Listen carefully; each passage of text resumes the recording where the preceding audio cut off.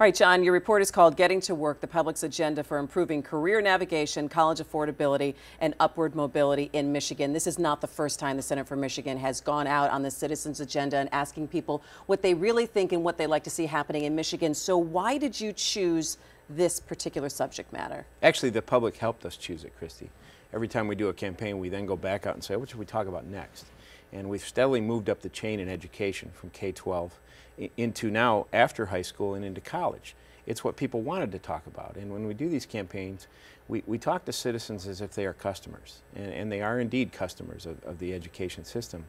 And in this case, we were very interested and they were very interested in talking about the navigation system. Beyond classes in high school, what am I going to do with my life? How do I figure that out?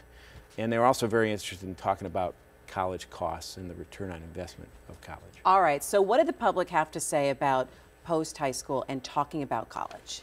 If I had to boil it down to one word, I would say conundrum. Conundrum. Conundrum. Families realize that the path to success today has got to include some kind of formal training, be it vocational training, trades training, or college after high school. But the costs of college have grown so quickly, and the debt loads have grown so quickly on Michigan families. They're beginning to question the return on investment, even though they know they've got to do it. So they're thinking it's not even worth it, even if they can cobble together the money or take out the loans, which are extravagant these days as well. They are questioning, they are asking the question about return on investment, I think, much more than in the past. In previous generations, you went to college and things were going to work out, and I think for a lot of us lucky enough to have come before this generation, they did.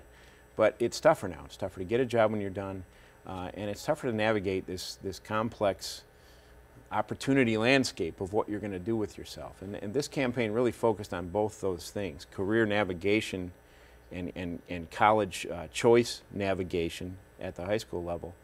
And then the costs of college once you get there. Let's talk about the cost of college and how much it has gone up significantly for public universities here in the state of Michigan, because the funding commitment from the government has gone down lower and people are now paying more. Give me some numbers on that. Yeah, well, undergraduate tuition at the 15 public Michigan universities has risen 86% after inflation between 2001 and 2014. That's after inflation. At the same time, families' ability to pay has decreased significantly.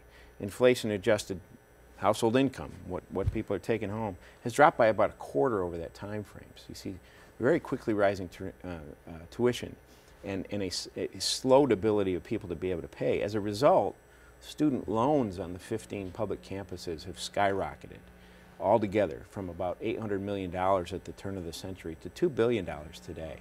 And that's how families are making it up. And we're struggling with college completion rates as a result. People are taking longer to get through school, or they're not getting through school. And there are several causes for this. The state investment in higher ed has dropped significantly. The bean counters in our legislature have run the numbers, and their conclusion is that 60% of those tuition increases over this time frame can be attributed to the drop in state investment in higher ed. So you can get mad at the lawmakers on that regard, but are people also maybe talking to the colleges and universities saying maybe we need to hold them a little bit more accountable for the cost? When we ask the customers what to do about this, and we ask in numerous different ways. We held 150 community meetings.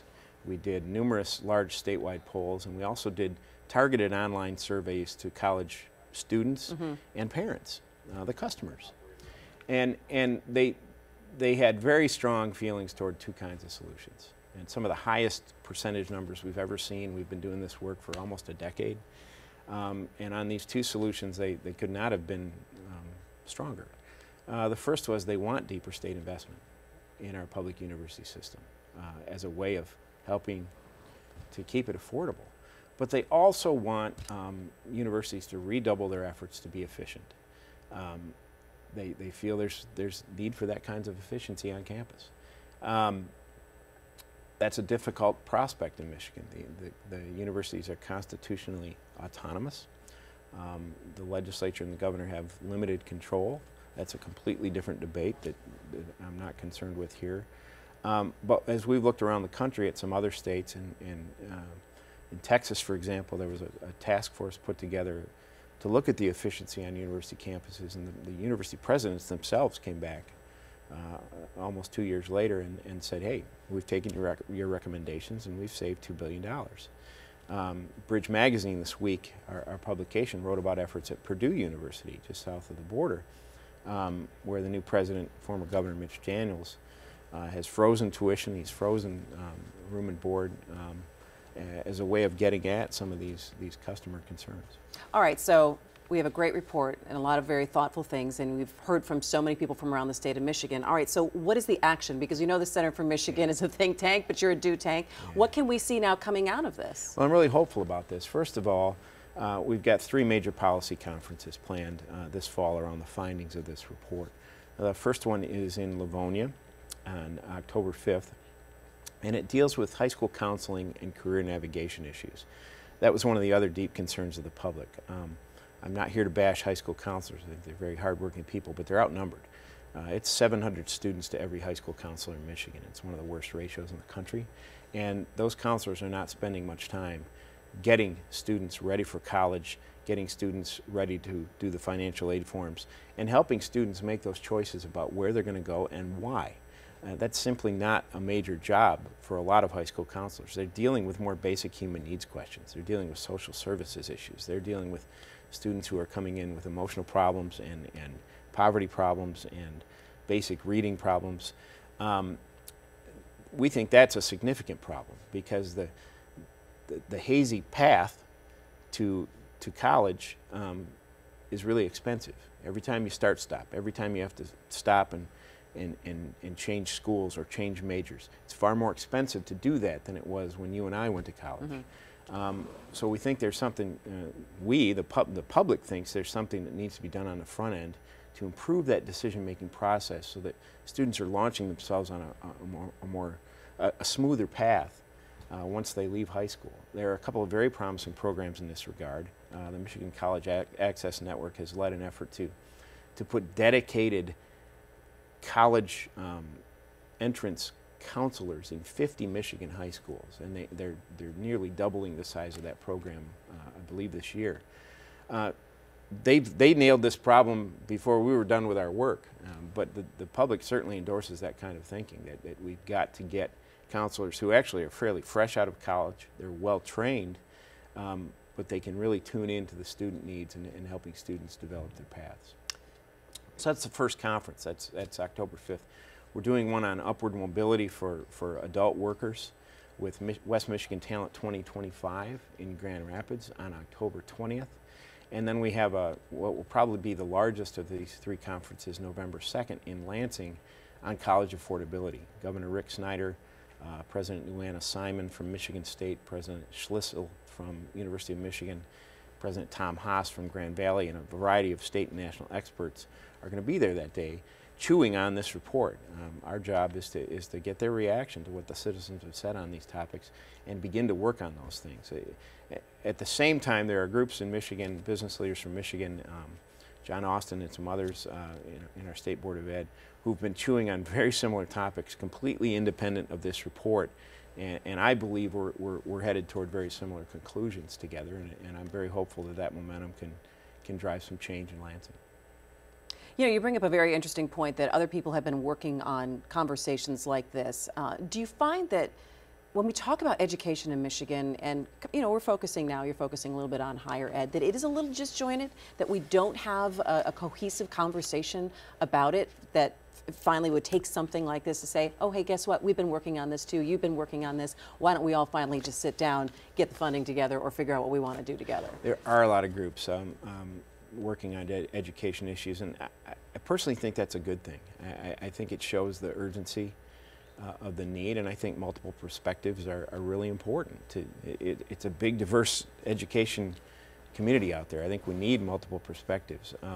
What can get frustrating is at the end, after many voices have been heard, the overwhelming nature of the problem. The governor's been very focused on Detroit. There's a lot of debate about what to do in Detroit. Detroit's one piece of the statewide education puzzle. And what what groups end up working on is incremental changes. The huge, overwhelming reform of the whole system is so complex that it's overwhelming. So you see groups, the Center for Michigan included, working on incremental things. Early childhood is one that we've talked about before. Right, so it almost feels like it breaks down into either you're concentrating on early childhood and maybe putting funding there and focus there. Now there's a whole K through 12 in terms of standardized testing, different kinds of curriculum, you know, and now you're looking at higher ed, unfortunately, because they should all be looked at together at the same time, but unfortunately, isn't there a hierarchy of importance or what needs to be done first? People a heck of a lot smarter than me are in very powerful roles and are working very hard on this. I think our policymakers are working hard on this kind of stuff every single day, and there are 24 think tank groups that are doing very solid research and putting out great reports about how the system needs to change. I think there's an overwhelming amount of change and need, and the demands on the education system have greatly increased. We're not training people to go work on the line anymore. We're training people to go compete and navigate an extremely complex world today. And I think we're going through a lot of growing pains as a society to get there. You've seen a lot of change in Michigan in maybe the past 10 years. What do you think Michigan's going to look like in the next 10 years when it comes to dealing with education, John? That's a great question, and you're stumping me. What I hope it looks like is that we're steadily getting our arms around these problems and beginning to solve them. I think the early childhood example is well on its way to being solved, and that took leadership from both parties. It took a whole lot of citizen input and a whole lot of advocacy group input. 4-year-olds in Michigan have tremendous access to preschool today. Maybe 3-year-olds in Michigan will someday have access to preschool. Maybe we will be dealing with a child care system in this state that is both broken and is an impediment to job growth, because single parents who need good child care could make great workers, but at the end of the day, the pay isn't going to pay for the child care. I'm encouraged because there are so many groups, business groups, nonprofit groups, that are so focused on working on these issues. All right, so you say you always hear from the public or your customers about what the next topic is going to be, and since you just put out this report, I'm not going to put you on the spot and say, well, what's the next community conversation going to be like? But the fact that the center is able to say, you know what, we're going to take the next year and then, you know, and figure out and have these conversations, it's a real it's a good thing for the citizens of Michigan. Well, it's a honor to do the work. I mean, it's a great joy to go out and talk to citizens every day and understand their concerns, and we feel a huge responsibility to amplify those concerns as much as we can. You know, and people are really passionate. I've had the opportunity to be a moderator, facilitator for a lot of these community conversations, and it's really interesting once you get 25 people in a room, or even when you get those smaller rooms of 12 people, and you're able to just sit there and listen, and you know that people are coming from different perspectives and the different geographical locations, because you guys are in the UP, you guys are in northern Michigan, it's not just southeast Michigan. I think that really gives people a sense, and I would encourage people to take a look at this report. It does give you a sense of what Michiganders are really thinking. You have been in those rooms, and you know exactly how authentic this is. This Absolutely. is people from all walks of life. We do these in churches, bar rooms, corporate boardrooms, homeless shelters, and everywhere in between. I didn't get to facilitate in a bar room. How did I miss that one? Maybe next time. Next time. But it is important. John Bebow from the Center for Michigan, thank you so much. I encourage everyone to go to Bridge. You can subscribe to their magazine. It comes online twice a week, and also check out their work at the Center for Michigan. We'll have a link to your report at MiWeek.org as well. It's always good to see you, my friend. Thank you, Christy.